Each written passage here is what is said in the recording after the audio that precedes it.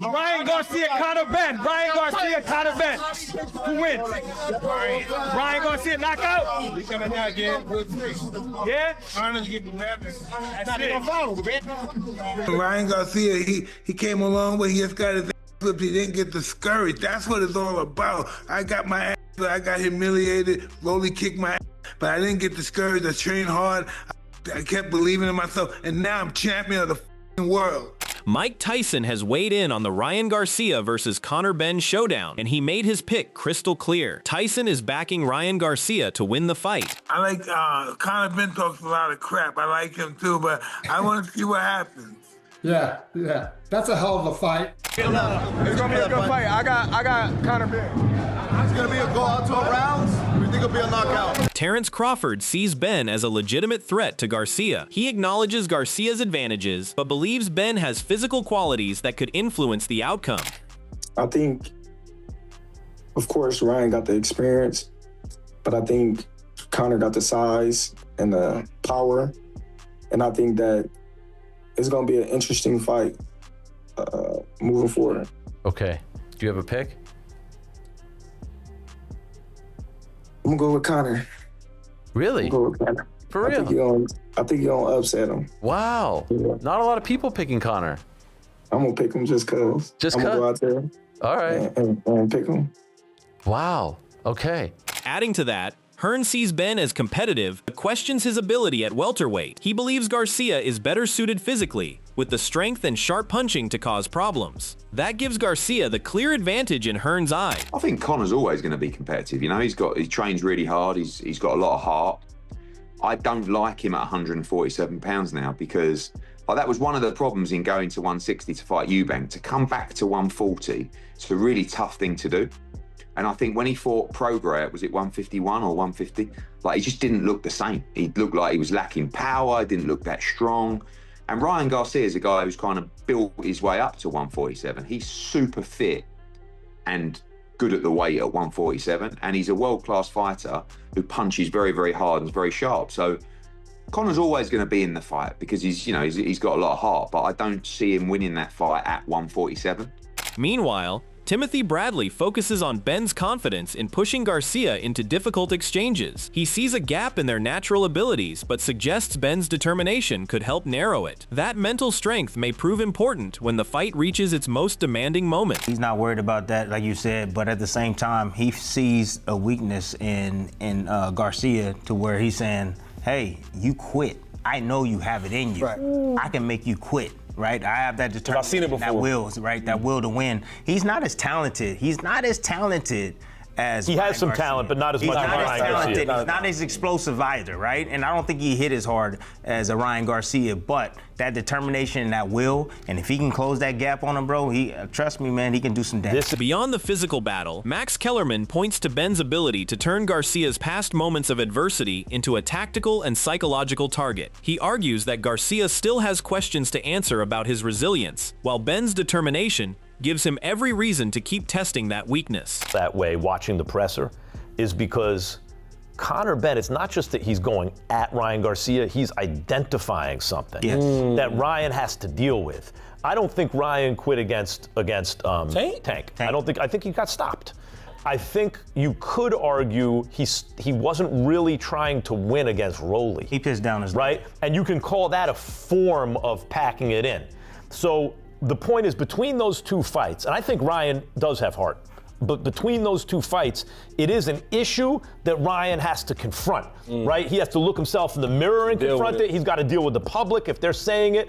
And the fact that Conor picked that out, and the one thing about Conor you can't say is there's nothing in him that leads you to believe he's not going to try his hardest to win. At the same time, Sean Porter sees the matchup leaning toward Garcia, with his athleticism and long-range offense creating a difficult puzzle for Benn. But Porter also points to Benn's improved all-around game, suggesting the challenger has more dimensions than Garcia may initially expect. That contrast could make the tactical battle far more dangerous than it appears on paper. Conor Benn has a style that matches what Ryan is good. You know, the style clash favors Ryan Garcia because of his speed, because of his power from the outside. So definitely a tough fight for Conor Benn. again, based off of Ryan's last fight, I would say 60-40. Ryan Garcia wins that fight, possibly KO, but Conor is very, very tough, and that's what I already knew about him, but I got to see it firsthand when we sparred.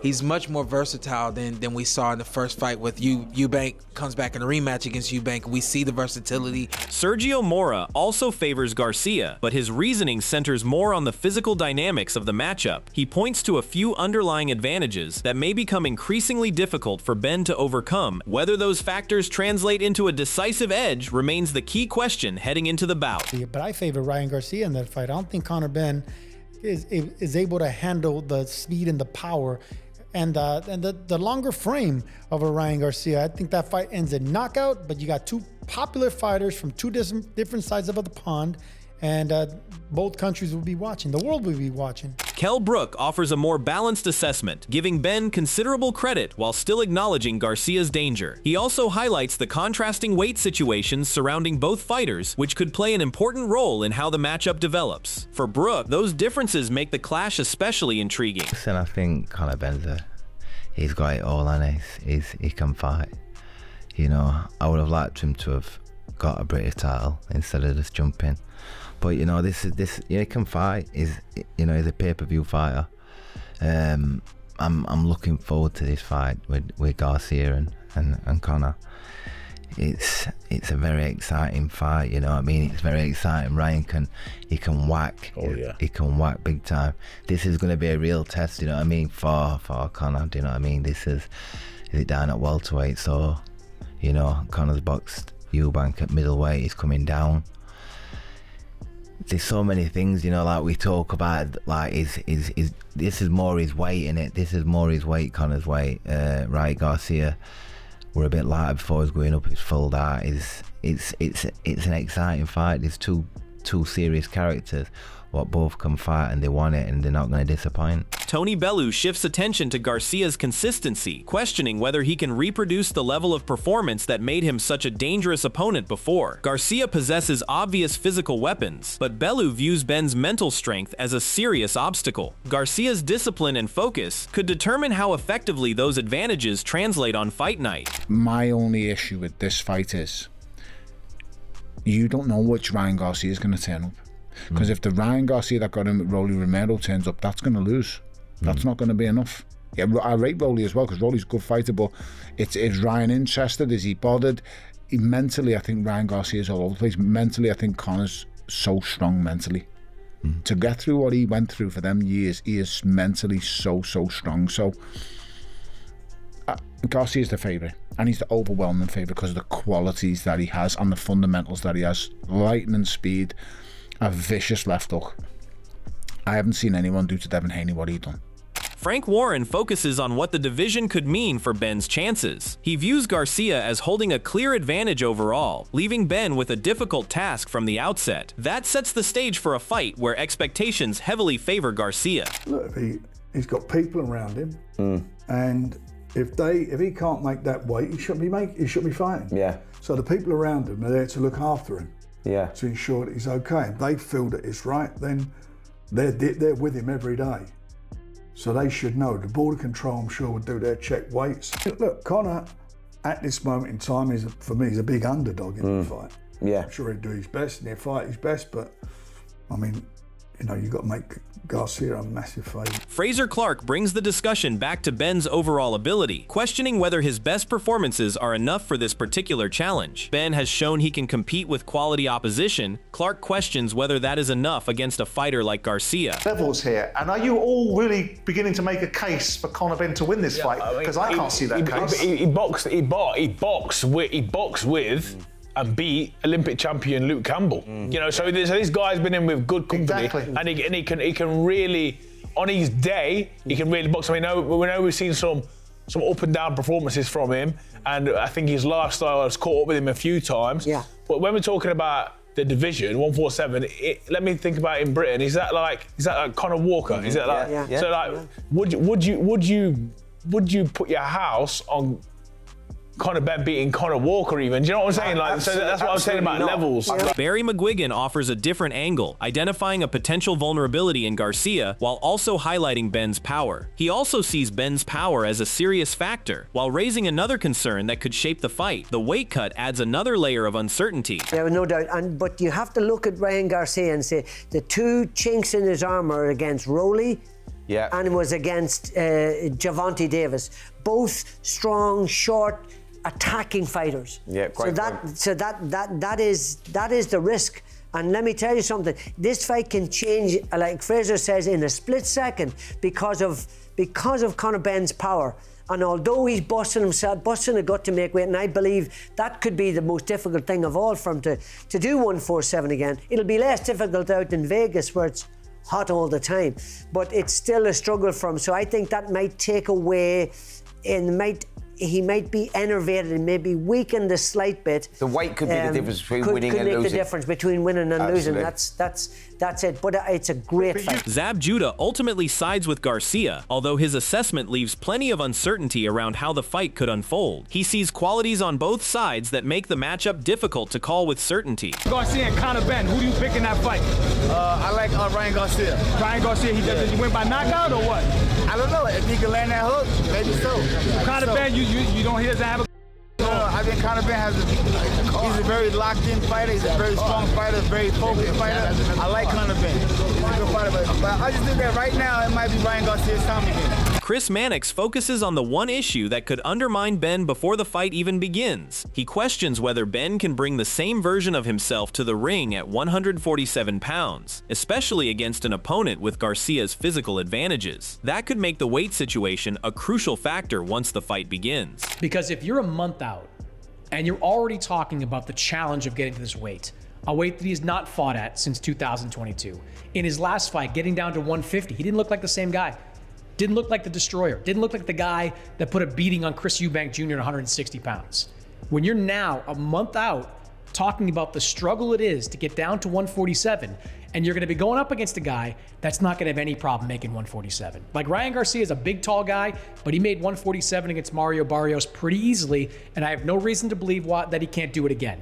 You're going to be going into the ring with a younger, faster, stronger, more skilled, for being honest, guy in Ryan Garcia anyway, and he's going to be making the weight in a much better way than you are. That tells me this could be a really rough night. Timothy Bradley highlights Garcia's composed confidence, seeing a fighter who appears convinced that his physical tools and experience will overwhelm Benn. His confidence comes across as measured and deliberate, with Garcia seemingly certain that his advantages will translate inside the ring. I like when fighters are sure.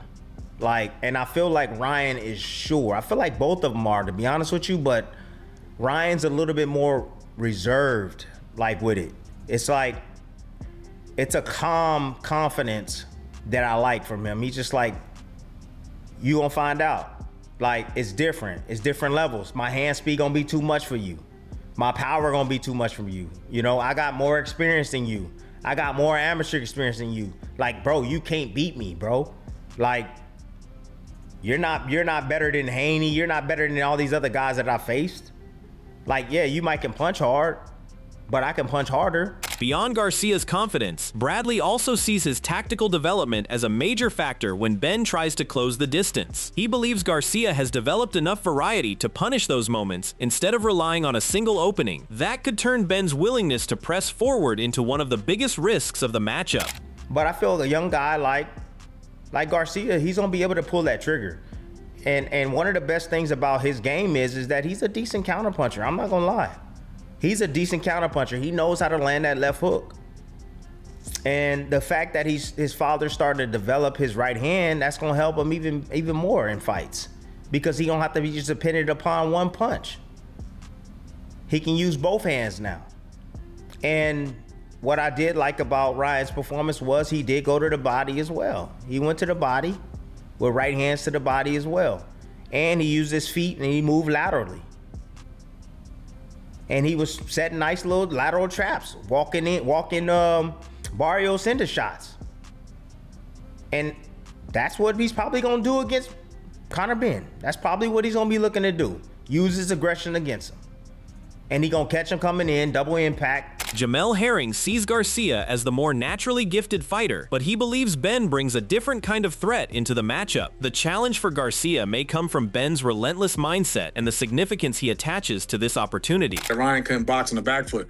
Ryan was boxing himself. Ryan looked good. He looked good from the opening bell. You know what I'm saying? Put Barrios on the and everything, you know what I'm saying? So I think I think Ryan has more tools than Conor, but Conor got that dog mentality, and this fight is definitely a lot. It means a lot to him, especially with his father holding, you know what I'm saying, holding that belt, and like he pointed out the WC title and this and then the third. But I would lean towards Ryan, you know what I'm saying, but because he's the more naturally gifted, but you can't fall asleep on Conor Benn.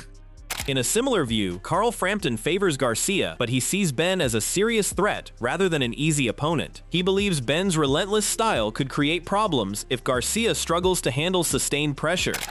Yeah, well, I have him as a favourite, but not a heavy favourite. It wouldn't surprise me if Benn wins. I think if you look at how Benn fights and his tenacity, that could give Garcia a lot of problems. And whether you like to believe it or not, like against Gervonta Davis, who's a smaller man than Benn. Benn isn't Gervonta Davis, they're different type of fighters, but if he's quitting against Gervonta Davis, I think someone with the tenacity of Conor Benn could make him do the same. Henry Garcia dismisses the idea of Benn taking the fight deep, insisting that Garcia's mindset is centered on forcing a decisive finish. He points to Garcia's proven finishing ability and willingness to capitalize when openings emerge. Is that it's not going to go 12 rounds. I don't see it happening, and good luck to him if he thinks it's going to last that long. I mean, that's another mistake he's talking about. Oh, after 12 rounds. Bro, if you're a fighter and you're a gladiator, you wouldn't even want to think about 12 rounds. You're not there to pay. You're not there to fight for 12 rounds. You're there to win, and whatever it takes. And knocking him out is what it takes. And it happens. And Ryan has that resume and that history of doing that. And things aren't going to change. Bomac questions whether Garcia has been able to recapture his best form since the Haney fight. His first-hand view of Benn has left him particularly high on what the British fighter can bring. That gives Bomac a very different outlook on how this matchup could unfold. Ryan Garcia, Conor Benn. Conor Benn gonna probably stop him. What? Really? He gonna probably stop him, man. Ryan ain't been this since that first fight with Haney, and he got popped. He just had never been he never got back to that type of winning. I've seen being firsthand. Paulie Malignaggi rates Garcia at a significantly higher level than Benn. He views this matchup as an opportunity for Garcia to reinforce his standing, particularly against an opponent he considers beneath his current ability. That puts considerable pressure on Garcia to deliver a performance that matches those expectations. I think Conor Benn's that good, bro. I think it's obvious he's not that good, but Ryan Garcia is a very good fighter. When he's motivated and he's pushing himself, and I think, as a champion, Ryan will understand the responsibility on his shoulders as well to elevate his game. He's already at a very good level. He's already a very good fighter. But this fight is an opportunity for him to make a statement, because he's fighting a guy who's got a big name, but also a guy who probably doesn't belong in the ring with him. And so I think he's got a chance to do something of a statement in this fight by getting, a massive, destructive type of victory. Mike Tyson reveals who he expects to win Garcia versus Benn. After all the conflicting opinions, Tyson's prediction could offer another major perspective on how this fight may unfold. So, who do you have winning? Drop your prediction in the comments, and don't forget to like, subscribe, and turn on notifications for more boxing analysis.